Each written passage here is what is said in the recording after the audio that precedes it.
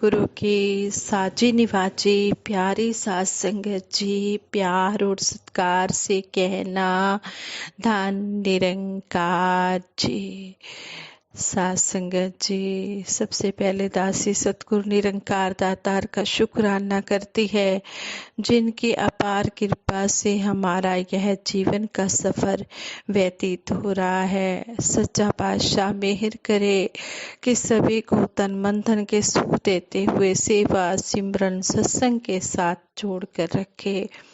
हाँ संगत जी, ये जो विचार दासी रखने जा रही है ये युग प्रवर्तक बाबा गुरबचन सिंह जी महाराज के हैं। कहते हैं 7 जनवरी 1972 शाम की बात है। चैम्बूर बम्बई के सत्संग भवन के खुले मैदान में सत्संग हो रहा था। युग प्रवर्तक बाबा गुरबचन सिंह जी महाराज और परम ममतामयी निरंकारी राजमाता जी सिंहासन पर विराजमान हो चुके थे। बम्बई के होनहार कवि जीवन जी प्रोग्राम चला रहे थे। वातावरण प्रभु प्यार के भीने भीने गीतों से गूंज रहा था और कहते हैं कि उन्होंने महात्मा श्री हरि मोहन शर्मा जी से एक गीत के लिए प्रार्थना की। श्री हरि मोहन शर्मा जी ने रामायण और गीता के प्रूफ्स सहित गीत पेश किया, जिसे सुनकर सभी सज्जन आनंद विभोर होकर झूम उठे। शर्मा जी के गीत के बाद आदरणीय पूजनीय महात्मा जी आर.डी. सत्यार्थी जी से साथ संगत के सामने अपने सुंदर विचार रखने के लिए विनती की और उन्होंने कहा कि साथ संगत जी, धन निरंकार जी, मैं समझता हूँ आप इस समय इस सामने बैठे दिव्य जोड़ी के मधुर वचनामृत पान करने के लिए उत्सुक हो रहे हैं।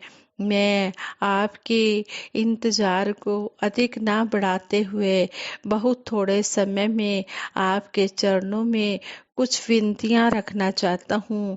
ये विनतियां आपके श्री चरणों में रखते हुए मुझे कुछ संकोच भी हो रहा है और दिल में डर भी हो रहा है।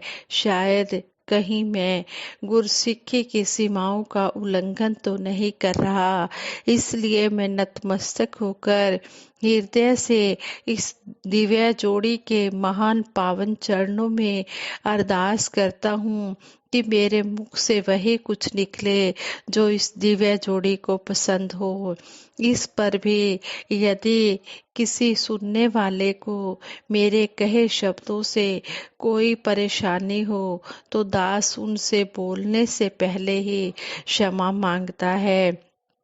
सबसे पहले मैं पूरी तरह नम्रता से आपसे यह बात कहना चाहता हूँ कि हमने सतगुरु बाबा जी और स्नेहमयी राजमाता जी के विचार कई बार सुने हैं और हर रोज ही देखते हैं कि आज ये महात्मा किस प्रकार अपने आराम और सुख चैन की जरा सी भी परवाह किए बिना दिन रात संसार को सुखी करने के लिए भाग दौड़ करते हैं, यानी कि अपने आराम की परवाह नहीं कर रहे हैं और दिन रात संसार को सुखी करने के लिए लगे हुए हैं। आखिर ये महात्मा भी पूर्ण रूप से गृहस्थी हैं। अपनी गृहस्थी के प्रति इनकी भी कुछ जिम्मेदारियां होंगी। इनका भी अपने प्रियजनों और बाल बच्चों के पास बैठने को मन चाहता होगा। इन महात्माओं के शरीरों को भी थकान महसूस होती होगी, परंतु इनमें से किसी भी बात की परवाह ना करते हुए यह महान दिव्य जोड़ी संसार को सुखी करने में लगे हुए हैं। आओ आज हम यह सोचें कि हम जो अपने आप को सतगुरु का गुरसिक कहते हुए नहीं थकते, इस प्रचार और सत्य के प्रकाश को फैलाने में अपना कितना योगदान दे रहे हैं, या हमारी भी अपने सतगुरु और इस महान मिशन के प्रति कुछ जिम्मेदारियां हैं। यदि हम अपने आप को इन महात्माओं का गुरसिक कहते हैं तो हमें पूर्ण रूप से ही इनके बताए रास्ते पर चलना होगा। इस दिव्य जोड़ी का जीवन एक ऐसी प्रज्वलित ज्योति है जिसकी ज्योति में हम अपनी गृहस्थी को हर प्रकार से सुखी बना सकते हैं। देखने में यह बात बहुत छोटी सी लगती है, परंतु अधिक नजदीक रहने से मैंने इस बात को कई बार नोट किया है कि सुबह या शाम के समय घूमने के लिए यह दिव्य जोड़ी जब निकलती है तो बाबा जी अपनी तेज चाल के कारण आगे निकल जाते हैं, परंतु जब भी बाबा जी कुछ कदम आगे जाकर महसूस करते हैं कि राजमाता जी पीछे रह गई हैं, तो बाबा जी तुरंत रुक जाते हैं और तब तक अपना कदम आगे नहीं बढ़ाते जब तक कि राजमाता जी साथ ना आ जाए। सतगुरु की यह छोटी सी बात ही हमें प्रेरणा देती है कि स्त्री और पुरुष दोनों को कदम से कदम मिलाकर ही चलना चाहिए। नहीं तो यदि कदम नहीं मिले तो फासले का अंतर दिलों का अंतर भी बन सकता है। इसलिए कदम से कदम मिलाकर चलो ताकि संसार जान जाए कि निरंकारी दंपतियों की चाल ही नहीं, दिल भी एक है। आप में से बहुत से सज्जनों को यह बात भी अच्छी प्रकार याद होगी कि बिल्डिंग फंड के लिए शहनशाह बाबा अवतार सिंह जी महाराज ने हर महीने हर जीव को 1 रुपया देने का आदेश किया था और फिर यह आदेश 5 रुपये प्रति सदस्य हो गया था। आओ हम अपने मनों में सोचें कि क्या हम उस आज्ञा का पालन पूर्ण रूप से कर रहे हैं। मेरा विश्वास है कि यदि हम इस आदेश का पूर्ण रूप से पालन करें तो संत निरंकारी मिशन को आर्थिक रूप में कोई रुकावट आ ही नहीं सकती। इसलिए हमें इस आदेश का पूर्ण रूप से पालन करना चाहिए।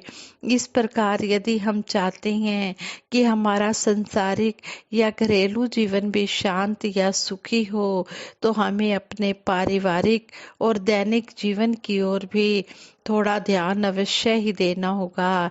एग्जाम्पल के लिए छोटी सी कहानी आपके सामने प्रस्तुत करता हूँ। मान लो एक घर में पति और पत्नी दोनों ही निरंकारी हैं, दोनों ही सेवादार हैं और दोनों ही सत्संग में जाने वाले हैं। अचानक कहीं पत्नी को एक दिन बुखार हो जाता है और जब तक कि वह रोगी की अवस्था में बेड पर पड़ी होती है, बाहर दरवाजा खटकता है। पूछने पर उत्तर मिलता है, मैं हूँ साकी।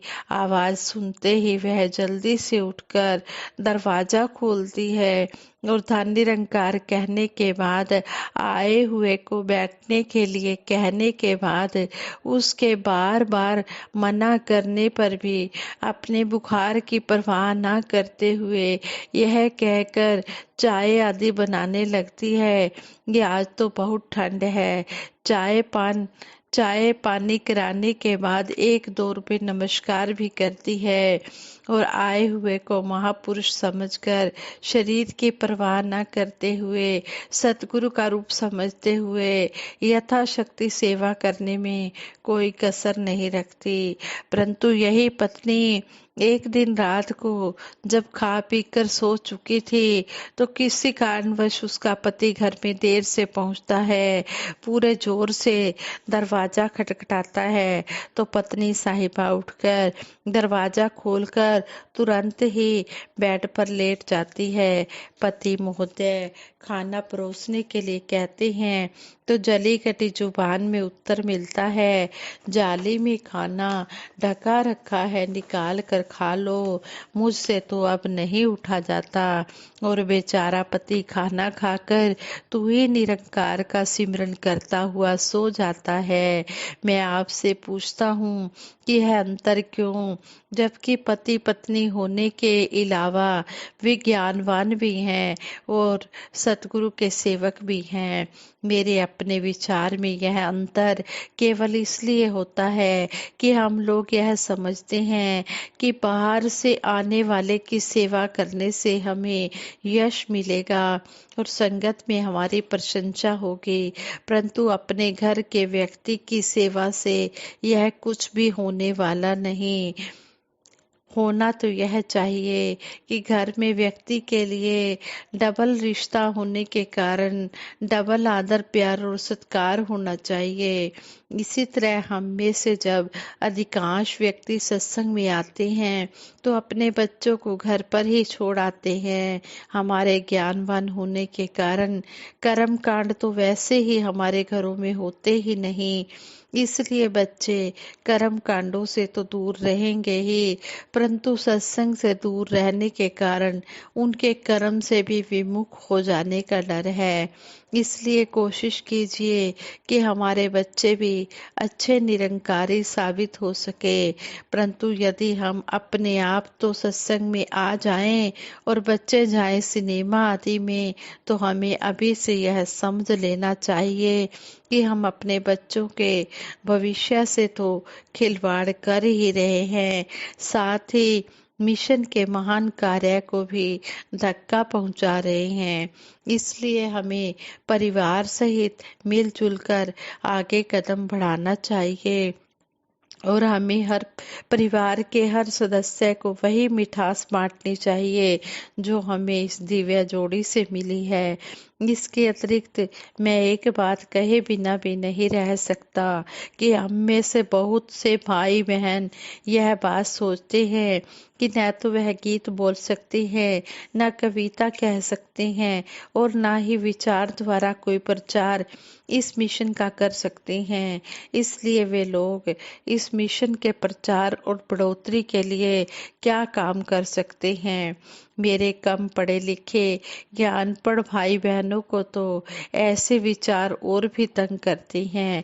ऐसे बहन और भाइयों की सेवा में दास यह विनती करना चाहता है कि इस हीन भावना को छोड़िए और इस बात की जरा भी परवाह किए बिना आप स्वयं कोई भाषा पढ़ सकते हैं या नहीं, संत निरंकारी मासिक पत्रिका मंगवाइए और पढ़े लिखे व्यक्तियों को पढ़ने के लिए प्रेरित कीजिए।